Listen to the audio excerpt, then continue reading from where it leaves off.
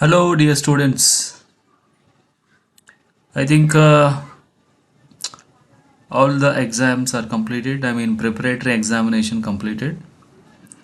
ನಿಮಗೆಲ್ಲ ಒಂದು ಐಡಿಯಾ ಬಂದಿರ್ಬೋದು ಯಾವ ಪಾಠದಿಂದ ಯಾವ ಇಂಪಾರ್ಟೆಂಟ್ ಲೆಸನ್ಗಳನ್ನು ಇಂಪಾರ್ಟೆಂಟ್ ಲೆಸನ್ಗಳಲ್ಲಿ ಯಾವ ಕ್ವಶನ್ಸ್ಗಳನ್ನು ಕೇಳ್ತಾರೆ ಅನ್ನೋ ಒಂದು ಐಡಿಯಾ ಬಂದಿರುತ್ತೆ.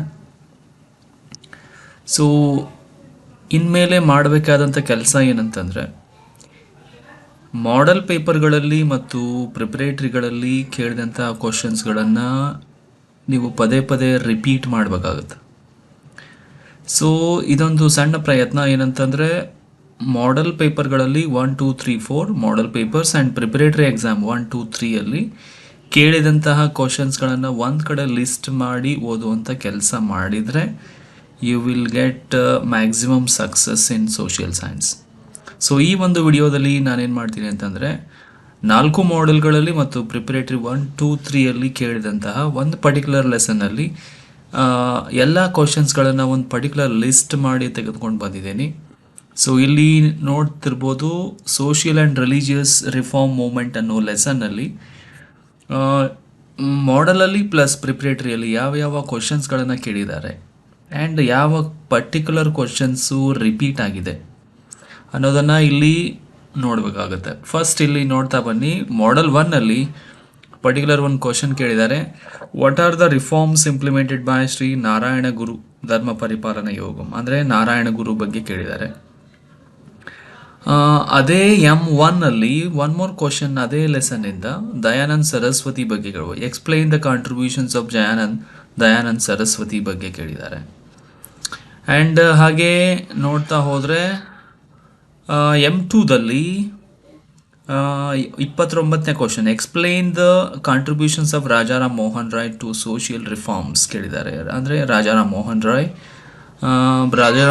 ರಾಯ್ ಅಂತ ಕೇಳಿದ್ರು ಒಂದೇ, ಬ್ರಹ್ಮ ಸಮಾಜ್ ಅಂತ ಕೇಳಿದ್ರು ಒಂದೇ ಆನ್ಸರ್ ಆಗುತ್ತೆ. ಆ್ಯಂಡ್ ಅದೇ ಮಾಡೆಲಲ್ಲಿ Swami Vivekananda contributions to Indian society are always memorable, justify ಅನ್ನೋ ಕ್ವಶನ್ ಕೇಳಿದ್ದಾರೆ. ಆ್ಯಂಡ್ M3 ಬಂದರೆ ರೈಟ್ ಅಬೌಟ್ ಪೆರಿಯಾರ್ ಮೂಮೆಂಟ್ ಕೇಳಿದ್ದಾರೆ. ಪೆರಿಯಾರ್ ಮೂಮೆಂಟ್ 34ನೇ question M3 justify that truth seeker society. ಇಲ್ಲಿ ಅದು AI ಸ್ವಲ್ಪ ಟ್ರಾನ್ಸ್ಲೇಷನ್ ಚೇಂಜ್ ಮಾಡಿದೆ, ಟ್ರೂತ್ ಸೀಕರ್ ಸೊಸೈಟಿ ಅಂತ ಆಗಿದೆ. ಅದು ದಟ್ ಈಸ್ ಆ್ಯಕ್ಚುಲಿ ಸತ್ಯಶೋಧಕ ಸಮಾಜದ actually justify that Satyashodhaka Samaj played an important role in improving the Indian society ಅಂತ ಆಗಬೇಕದು. ಸೊ ಆ ಕ್ವಶನ್ ಬಂದಿದೆ. M4 ನೋಡಿ ಅಲಿಘರ್ ಮೂಮೆಂಟ್ ಬಗ್ಗೆ ಕೇಳಿದ್ದಾರೆ. ಆ್ಯಂಡ್ 34ನೇ question M4 explain the reforms measures of Annie Besant ಕೇಳಿದ್ದಾರೆ. And very important ನಾವು ಇಲ್ಲಿ ಫೋಕಸ್ ಮಾಡಬೇಕಾಗಿದ್ದು ಅಂತಂದರೆ S1 and S2 and S3 ಯಾವ ಕ್ವಶನ್ಸ್ಗಳನ್ನು ಕೇಳಿದ್ದಾರೆ ಅಂತ. ಇಲ್ಲಿ ನೋಡಿ S1 series 1 preparatory 1 the 19th century is called the Indian renaissance why ಅಂತ ಕೇಳಿದ್ದಾರೆ. ಆ್ಯಂಡ್ ರಿಪೀಟ್ ಆಗಿದೆ, ಇದು ಹೇಳ್ತೀನಿ. S3 ರಿಪೀಟ್ ಆಗಿದೆ, 3ನೇ ಪ್ರಿಪರೇಟರಿಯಲ್ಲಿ ಇದು ಅಗೇನ್ ರಿಪೀಟ್ ಆಗಿದೆ.